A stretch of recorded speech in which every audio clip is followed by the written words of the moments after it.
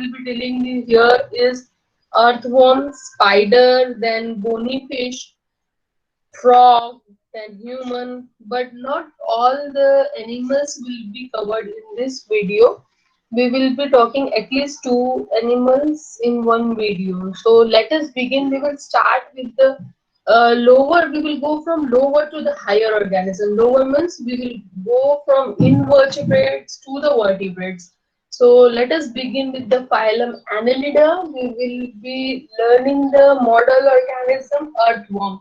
Now the organism, the animals are selected on the basis of modification. There are many organisms in the various phylum, but specialized respiratory organs or special adaptation are being selected for the comparative study. Now let us discuss about the respiration in earthworm.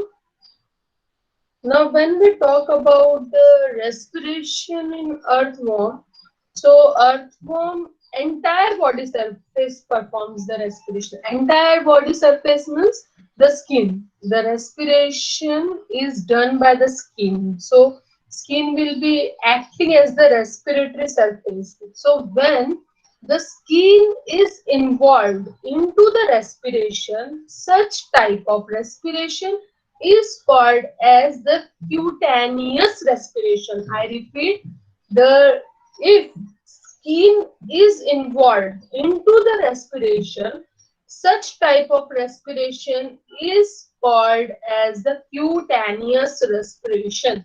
So when we talk about the respiratory surface, we have learned the characteristics of various respiratory surfaces. What we have learned? We have learned that it must be highly vascular, it must be moist, it must be thin.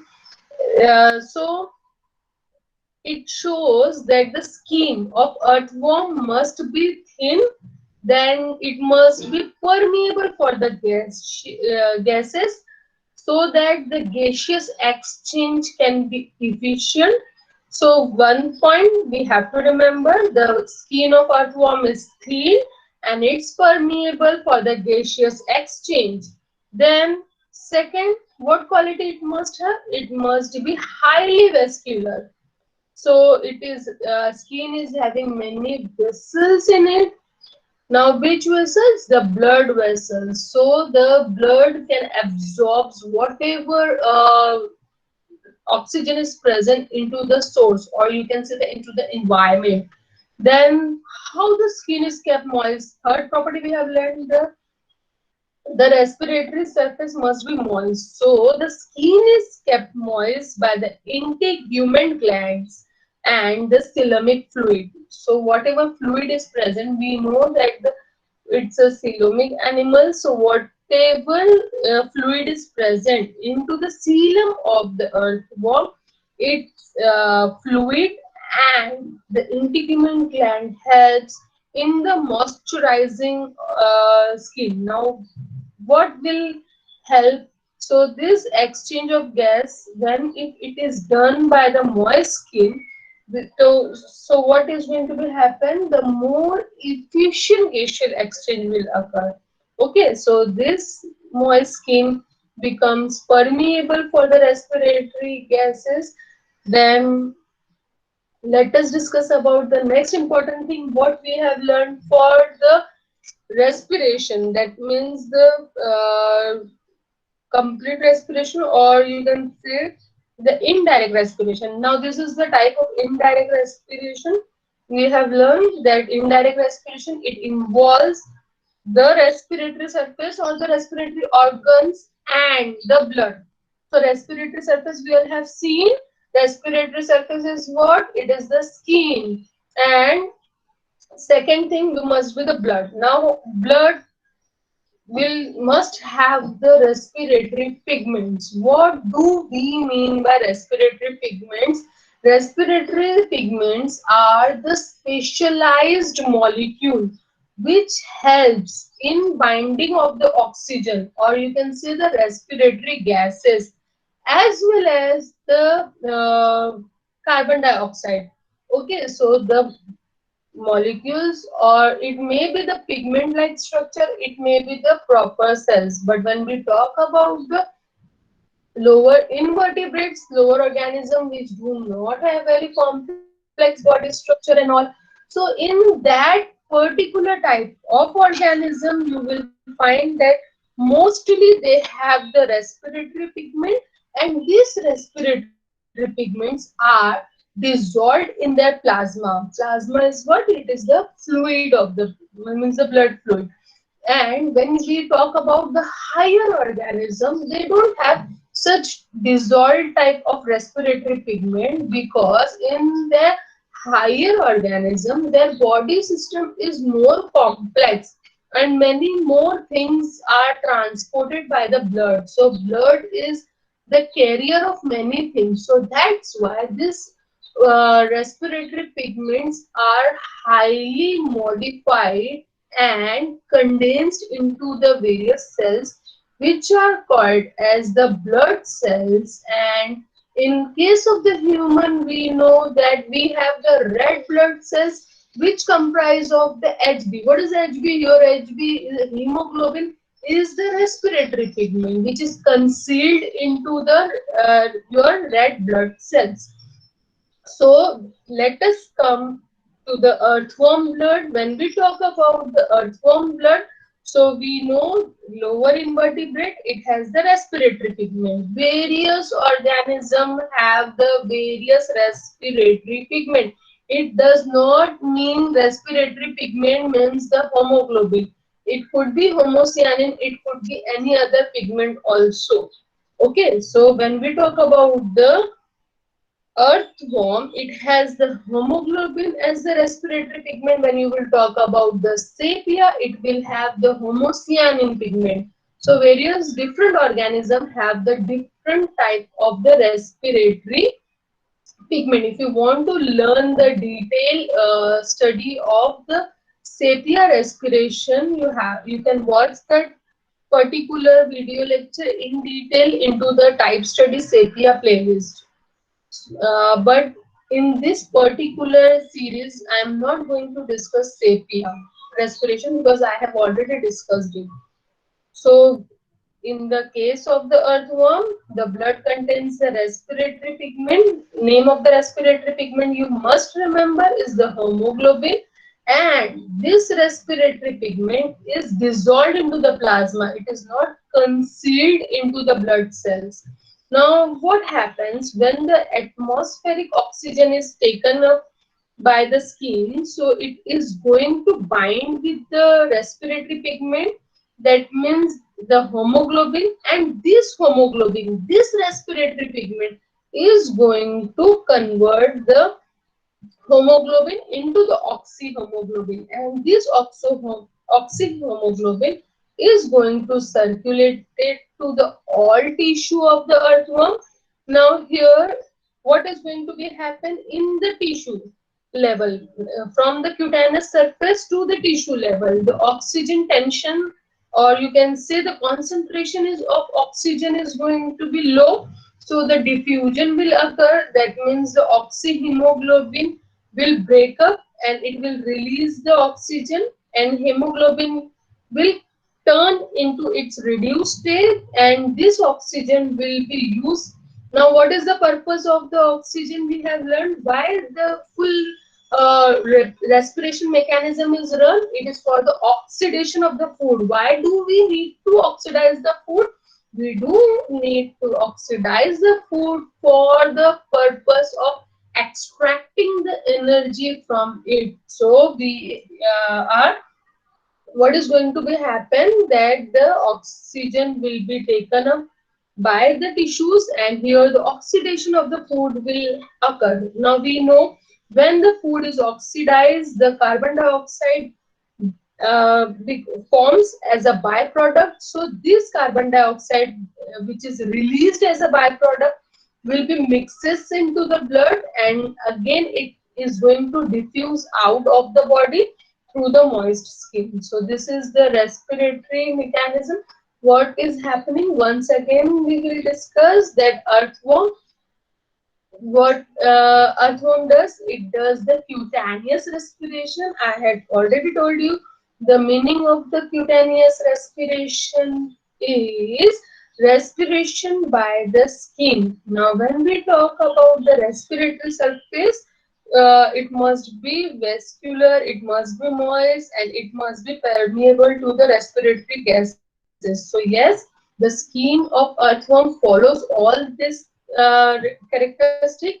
It is thin, it is permeable to the respiratory gases, it is highly vascular, and it is kept moist by the integument gland and the coelomic fluid.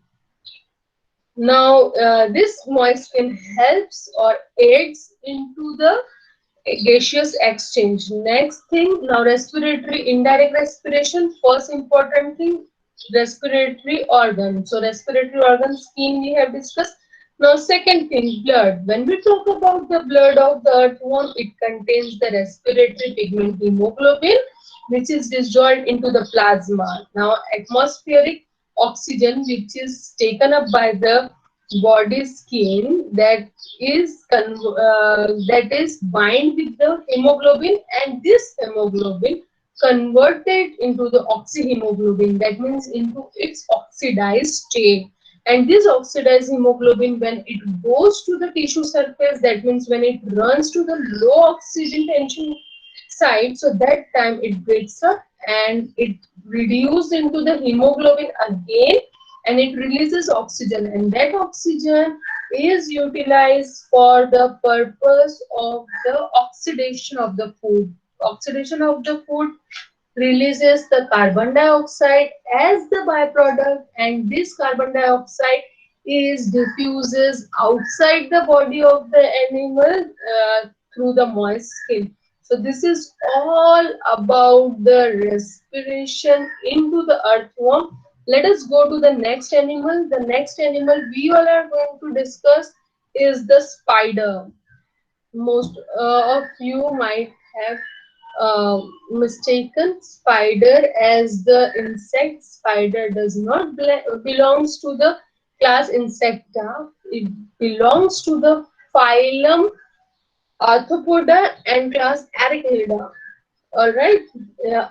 See, the most important characteristic of class insect animal that it bears three pairs of legs. And if you observe spider, you will find it has more legs. Now let us discuss about the respiration into the spider. Now when we talk about the respiratory, now there are many types of spiders, right? So different spiders have the different type of the respiratory organs also. Now, respiratory organs of spider are two types, namely trachea and the book lungs. The book which we write, that book lung. All right. So, some spiders have the book lungs, some spiders have the tubular trachea, but some other spiders have both trachea and the book lungs. So, let us discuss about the book lungs.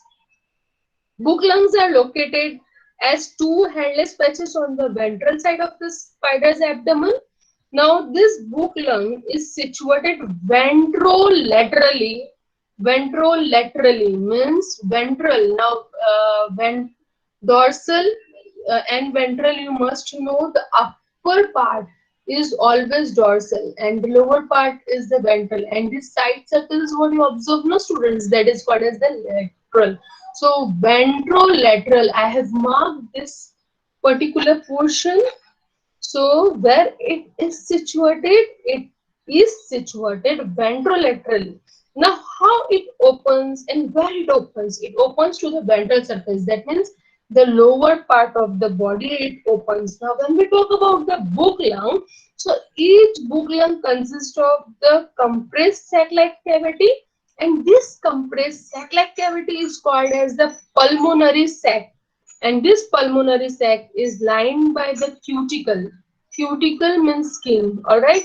So this pulmonary sac is lined by the cuticle and divided into the two parts, namely pulmonary chamber and atrial chamber. I repeat, pulmonary sac is lined by the cuticle and divided in two parts, pulmonary chamber and atrial chamber. Let us discuss about the pulmonary chamber first.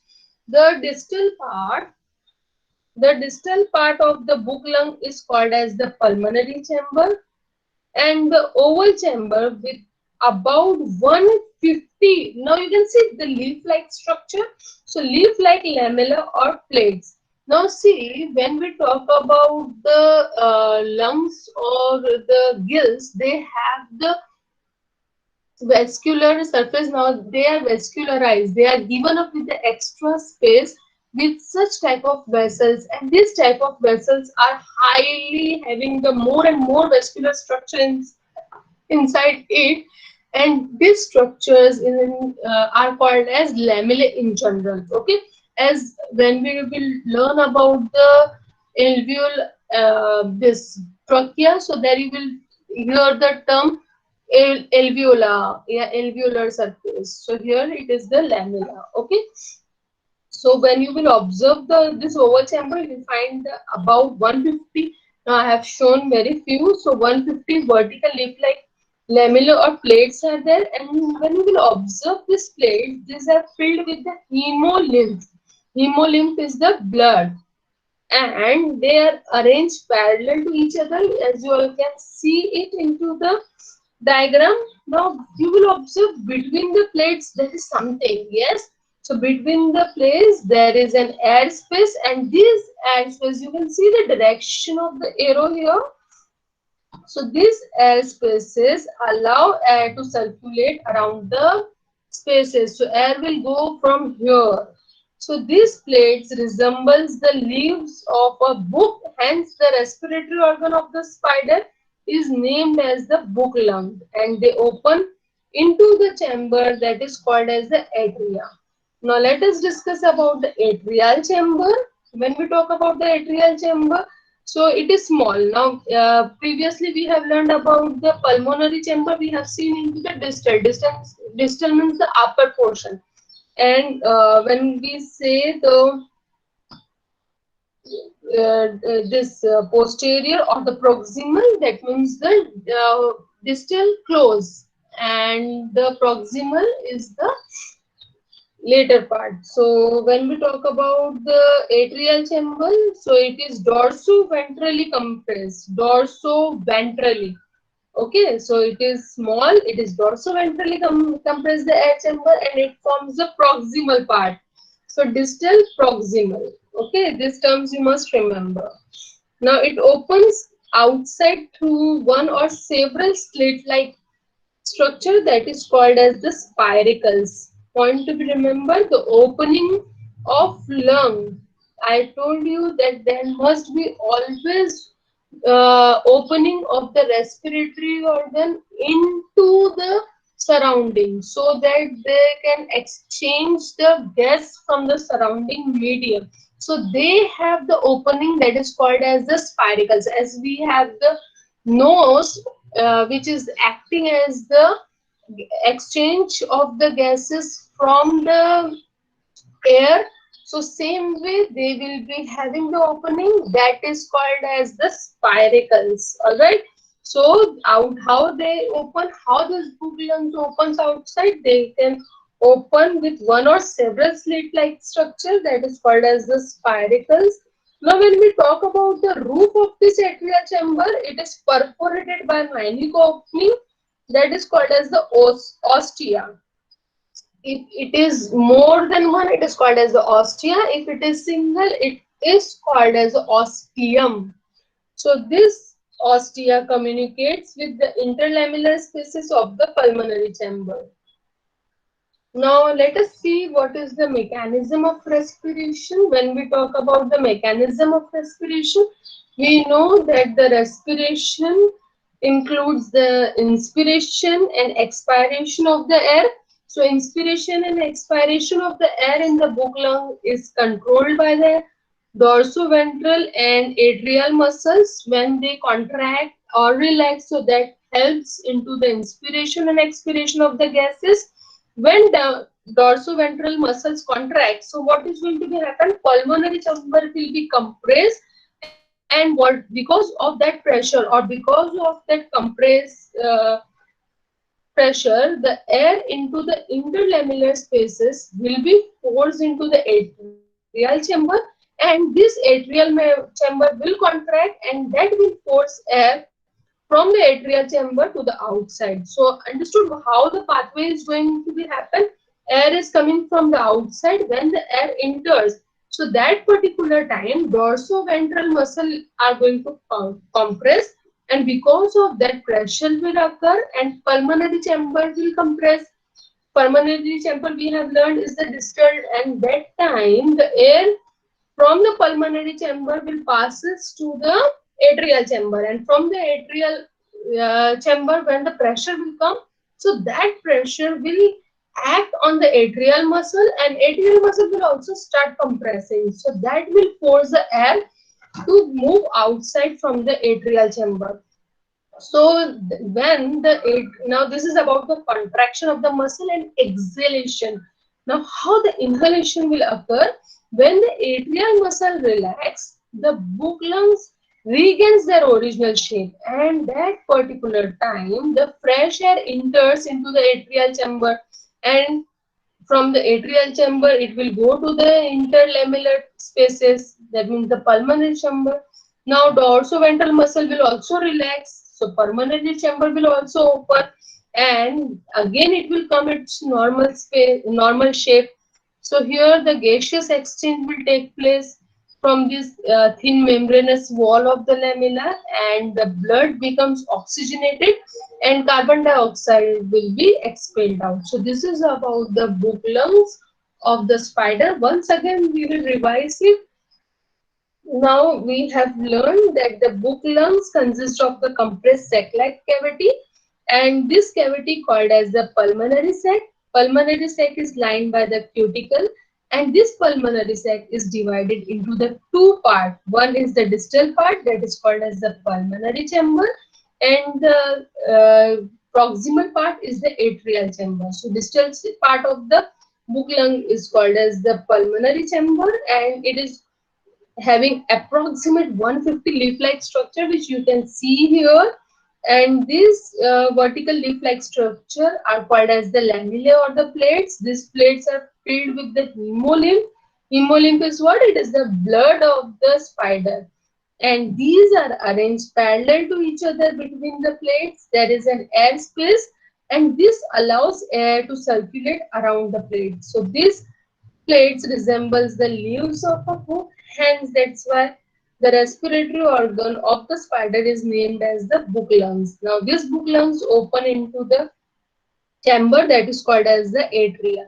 Now when we talk about the atrial chamber, so it is the small dorsoventrally compressed the air chamber, and it forms the proximal part of the book lungs, which opens outside through one or several slit-like structure, which is called as the spiracle.